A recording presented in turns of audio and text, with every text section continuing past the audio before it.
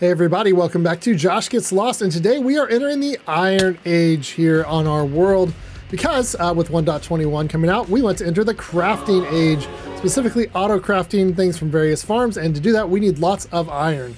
As those of you who follow the channel know, I love to make unique iron farms, from tugboats to Lord of the Rings inspired dwarven forges to peaceful relaxing iron farms to 747s dropping golems out of the sky. And of course, the space station. Can't forget that. My plans for today are not that different, but on a slightly smaller scale. To start, I put together a little automatic lava farm, and then I began to mine down in the depths of the earth. With a low-level Fortune 1 iron pick, I began to get diamonds that we're going to need for tools and for gear as we progress. And we're also going to be getting some things like deep slate and redstone. While I was down here, I heard a skeleton moving around in a nearby cave, and he was moving around on amethyst, so I came back up to explore at a later time and found a nice little geode right down here in our mining area. Just gotta watch out for these. They are dark inside, and sometimes little friends can be waiting to come and see you.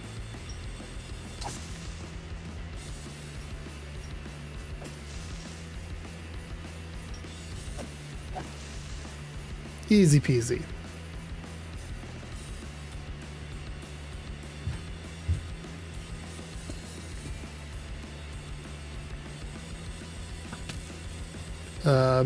Maybe I spoke too soon.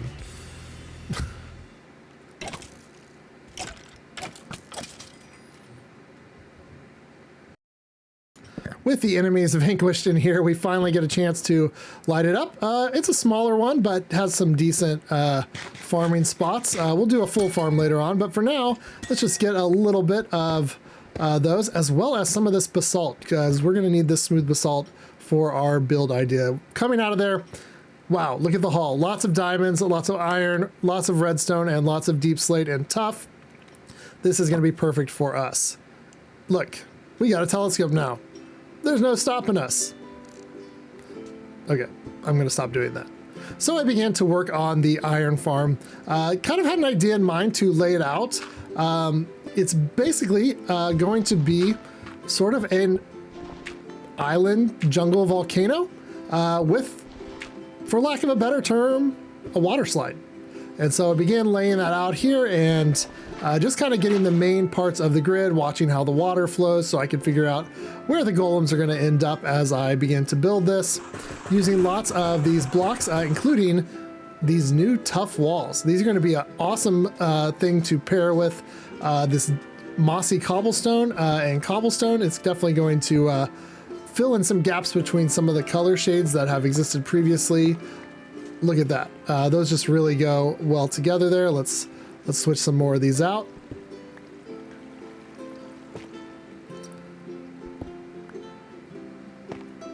Yeah, I'm wishing we could get more of those soft blocks turned into walls and stairs now. All right, we're gonna put the gates there at the end.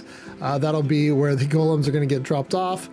For now, let's try kind of a rudimentary little hopper and chest to put stuff in. Let's put a stair over this chest to keep it from spilling lava at us, but also make it openable.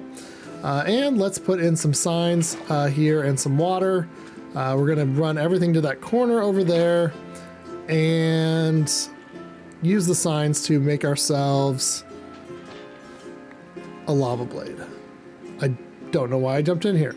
That's not very helpful. It's so fun putting things down in water. This was a great idea. Sometimes I disappoint myself.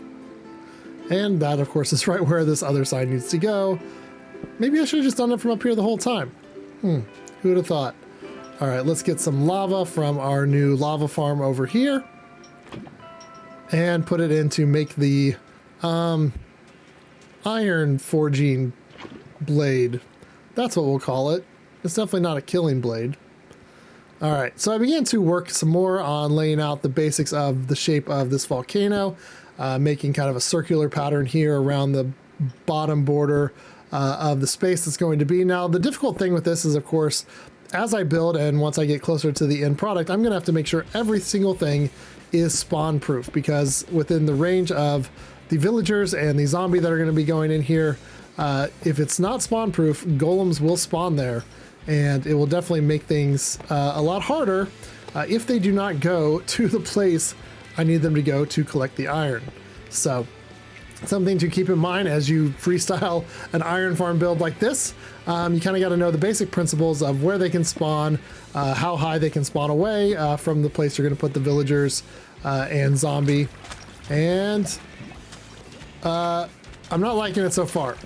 Sometimes when you're working on a project and you don't really love it, it's going to go on a break. And I love exploring, so I began looking around, found a mangrove swamp very nearby, so really eager to start getting some of this mud. I'll probably be back here because I definitely want to use packed mud. Get these propagules, the mangrove seeds, for lack of a better term, so we can replant those. I found some more dogs. I mean, wolves. They're definitely not dogs. Definitely not calling them dogs. They're totally dogs. All right, let's bring one of these bad boys home. I'm on top of trees. I love mangrove. You wouldn't believe it, but when I got him out to the ocean, there was another brown dog waiting for us on the shore. Now I'm coming home with 2 dogs. What's up, buddies? You gonna be my puppies? All right, let's get you some wolf armor. I dyed one of them pink and one of them green or lime. Or did I dye it lime? I think they got the wrong outfits. All right, how do we get armor off the wolf? I remember something about shears from one of the commercials. Let's try this out. That's an advancement now? Okay, there we go. You can get an advancement from that. I also then went back out, started treasure hunting. Great way to get lots of iron, found buried treasure in this village, which I'm noting the chords because I want to come back here and build flower farms, because I think just about every color of flower was represented in the various parts of this forest right by the village. That is pretty amazing spot to build some flower farms, I would say. And it's not that far by boat from our base. All right, time to relax because I'm still procrastinating on my iron farm. Do a little fishing. Let's see what we get here. I got a lure 2 bow that I found in a ocean ruin. It's a fish. Well, at least I'll be able to tame cats if I ever find any. I also went out and for a future project, begin to gather some obsidian. So we definitely are keeping in mind that we do have to go to the nether at some point. Cutting onions, got the crying obsidian. Gonna collect a lot of this from these broken portals that are nearby the base. Just easier than, you know, turning all my lava sources into obsidian for the time being. I also ventured all the way back to spawn and set up a little cabin in the woods that can be there in case, you know, the worst happens and I end up back at spawn again.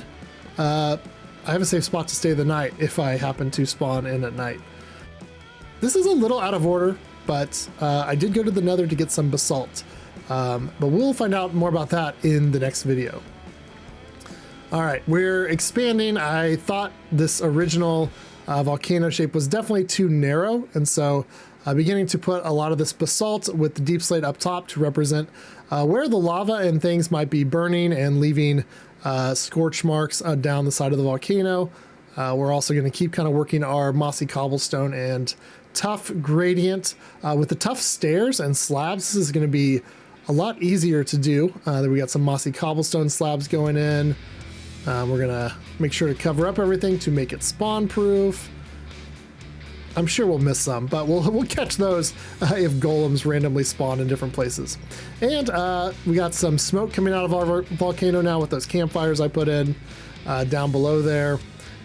There we go. Got a little rim around the top of the volcano. We're going to put some signs in here because I would like to put lava above these campfires. So we get both the smoke effect and we get the lava that we will be able to visually see from up top. Because we want this to be a good, proper island volcano. So let's get this going. And in case I ever accidentally remove one of those campfires below, I don't want lava falling on me. So that's what the signs are there for. All right, we're getting this filled in slowly but surely as the lava farm produces more lava sources. Boom, there we go. All right, anybody want to jump in? I did end up digging down and making a little bit of a new collection area here since I had more time. I'm gonna match the gradients for the walls and put in a lot more signs and stuff that are here. This is a very important sign. What does this sign say? Let's see. Sub to Joshgetslost. I think you should do that. All right, let's put some lava in here. Get that going as we find those. Now for our villager area, we're going to put this in here. I actually used the dark cave of this to catch a zombie before I even was ready to go on with this iron farm. But let's get kind of the little area built here. I did not mean to set my spawn there. Hopefully that doesn't come back to bite me later. Ow! Please don't hit me as I walk around. That is just not very nice. All right, get his spot made. All right, let's make sure I don't hurt him. I already got him caught. I don't want to injure him and kill him. All right, come try to get me. See, easy, easy. Yeah. All right. Well, we got a lot of villagers happening here. Let's get a boat down there. Oh, and it filled up with 2 of them. That is okay, because now in 1.21 in Java, we can pull them with leads. This is so awesome. Look at this, just pulling the villagers around. And when I want to get them up on shore, I just pull them up. I'm actually going to pull them all the way in here.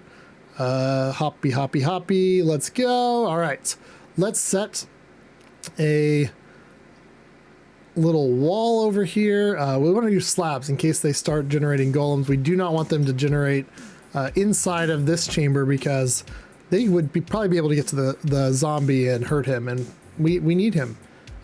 He's the most difficult part of this entire thing. So all right, go to the beds, guys. All right, let's bring the 3rd member over here. Doodaloo. All right, we got you in. And up, you jumped over the wrong side there. Come on, come over here. When it gets night, they're gonna go to their bed. So for sure, I'll be able to get them in once it's night. All right, we have them all in. I've dug out our little area for collection, and iron golems are starting to fall in to the collection chamber. It's not perfect. I'm finding spots where the water's in the wrong spot. I need to add more, or I need to add some stairs or something to keep them moving. I could actually make this a lot more simple, and kind of thinking maybe I will, but for now, it's working. We're also, as we generate golems, we're also generating cats, and I saw a golem going to get collected. Saw a cat apparently with a death wish. Come over here. He looks a lot like Bootstrap Bill from season 2 of Basement Craft.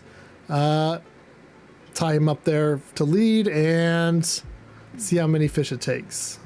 Usually it's less when you have them on a lead. Oh, there we go. It was 4. So it's not always 1 or 2. That myth is now broken, but 4 isn't bad, and I didn't have to chase them anywhere. Now it's time to put that iron to good use and begin to work with the crafter. Let's look here in the grid how to make a crafter. The key here is you have to have a dropper already made for it to show up.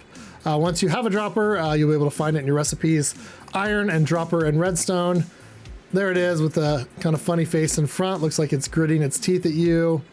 There he is.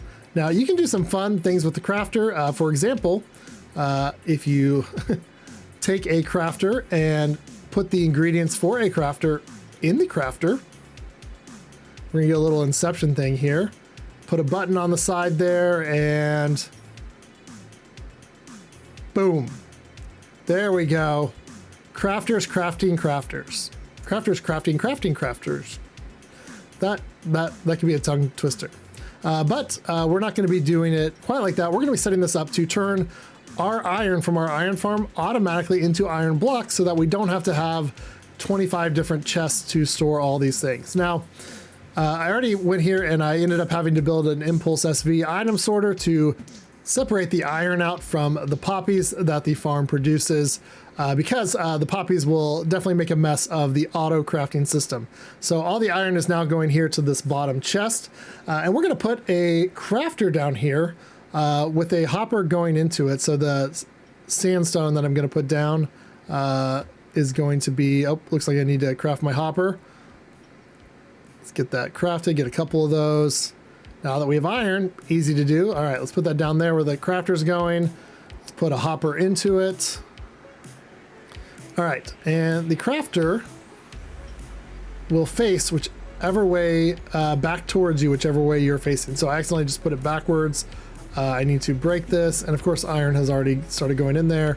Boom, there we go. We'll try it that way. Let's get that iron back out of my inventory and into there.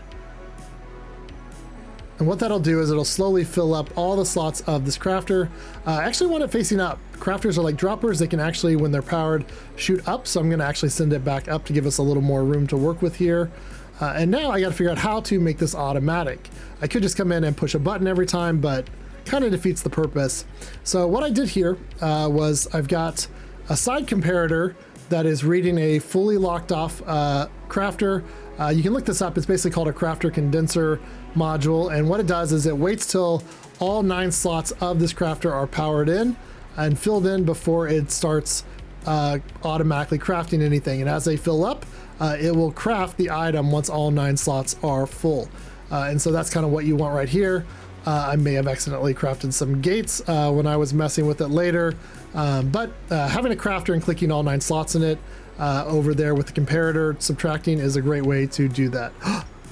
What is this? I've seen cats. I've got quite a few of those caught now, but an ocelot. I guess we are in a jungle here on the side of this little island. Ocelot, I know I can't tame you, but I can tie you up. So you come over here by the armadillos. Hopefully you guys are friends. I'm gonna want that lead back. I'm afraid you're gonna jump out of it. So when in doubt, use a boat. Get in the boat. There you go. All right, we are getting quite an accidental zoo. So we have a working iron farm and auto crafting to turn it into blocks. I'm really excited. That means we can build lots of more stuff, especially now that I've mined for some redstone. In a future episode, I'll be going to the nether to get quartz and other things as well. Oh, there's a golem headed right there to the iron smelting pit. But thank you for joining me. Josh Gets Lost. Be sure to subscribe to the video, and I hope you guys are having a wonderful day. Bye.